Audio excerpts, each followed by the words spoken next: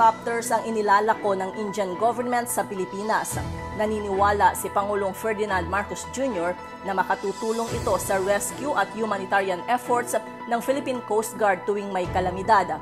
Gayun din, magiging malaking kontribusyon niya ito sa maritime operations ng Coast Guard.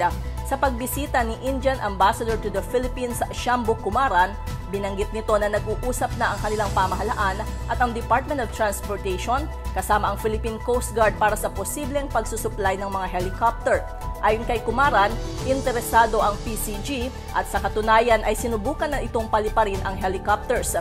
Sabi ng ambassador, ang nasabing mga helicopter ay ginawa para sa Navy at Coast Guard ng India na maaaring gamitin para sa mas aktibong security operations na kayang magsakay ng maraming kargamento at mga tao. Sinabi naman ni Pangulong Marcos na tatalakayin niya ang alok ng India sa PCG at kay Transportation Secretary Jaime Bautista.